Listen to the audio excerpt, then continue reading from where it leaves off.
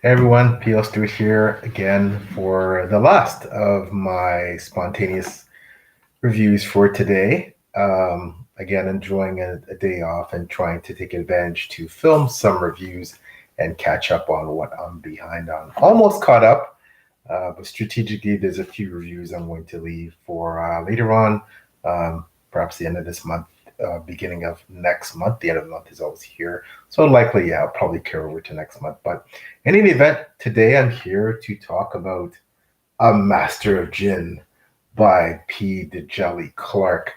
This is a fairly short book. By my standards, about 300 pages, but it is phenomenal. So, Djèlí Clark is someone who Taylor and I have had the privilege of interviewing on Page Chewing.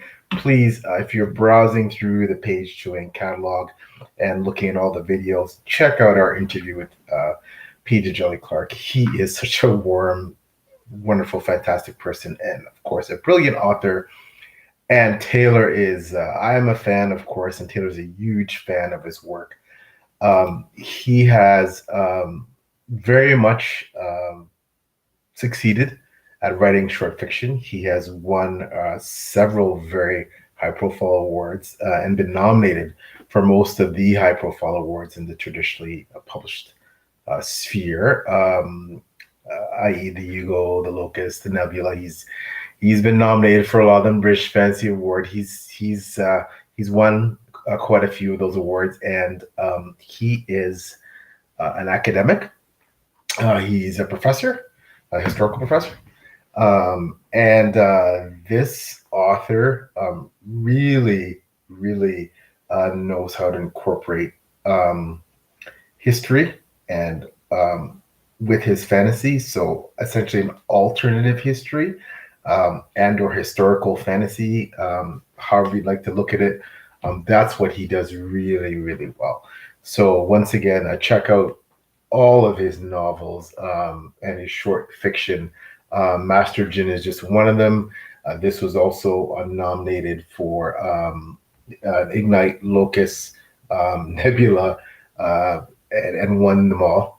So in its category. So some of his other works, The Black God's Drums, Haunting of Tram Car 015. I have not read either one of those. However, I have read Ring Shout, which again, another award-winning novel. Won a Hugo, won a Locust, won a British Fantasy Award, Ring Shout, and it was phenomenal. That is more. That also incorporates a real horror element in that book, and essentially the monsters are the Ku Klux Klan. It's a phenomenal book. I highly recommend Ring Shout. There, I do have a review of that on Goodreads, and yeah, again, phenomenal book. So, A Master of Djinn. What is it? What is it about?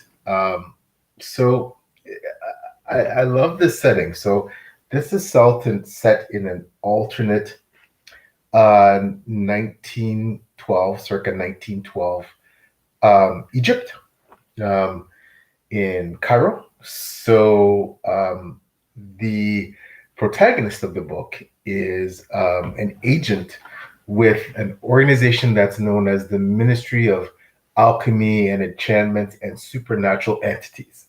So you can imagine this organization deals with the supernatural, and in this case specifically in the realm of Egypt, predominantly Jinn.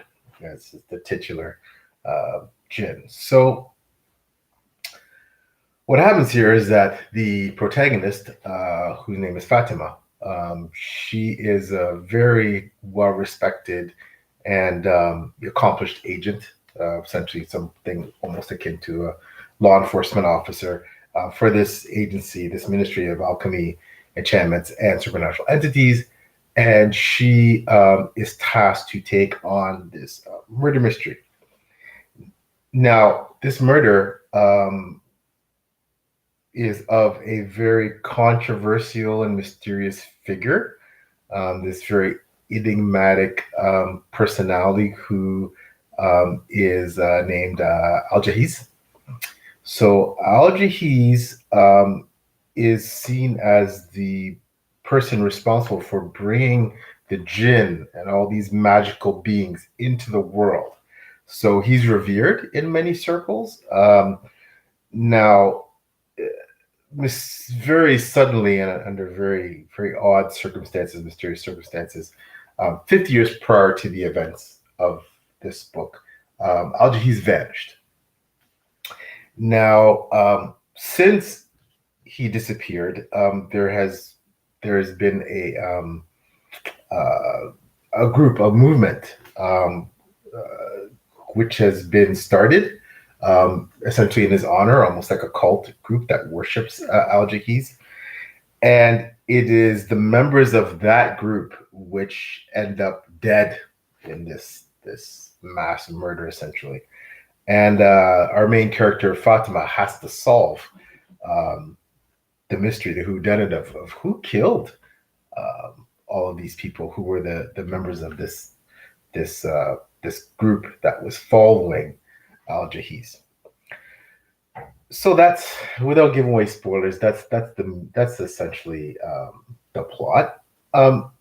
This book, I mentioned that Djèlí Clark is a historian. He does historical fantasy with such nuance. He gives us so much richness to the society based on real world events in the society, being Egypt the main setting here. He twists real historical events and melds them and changes them to suit. And it definitely shows the depth and breadth of his immense and impressive historical knowledge and his acumen of events that took place during this period. He creates this world where the jinn are at the center of the power structure, and they impact world events, and you have different classes of jinn, and they have an effect on everything, religion, fashion, technology, and that really, this is what drives the plot. It was great to see how he portrayed the jinn in this book. They're not all powerful. They do have flaws and weaknesses, but they all have very fascinating, unique, distinctive personalities, especially based on what class of jinn they are. And that was just a wonderful element of the book. The characters are great. Our female protagonist is a wonderful, wonderful lead character. You have a lot of very dynamic, extremely intelligent, and complicated main characters, most of them female. I love that. Many of them queer. I love that. So this was a great book for a diverse cast of characters that really made you want to find out more about them, made you, in many cases, cheer for them, and some of them are a bit of a hot mess, and that was fun too. So that was great in terms of the characters in this book.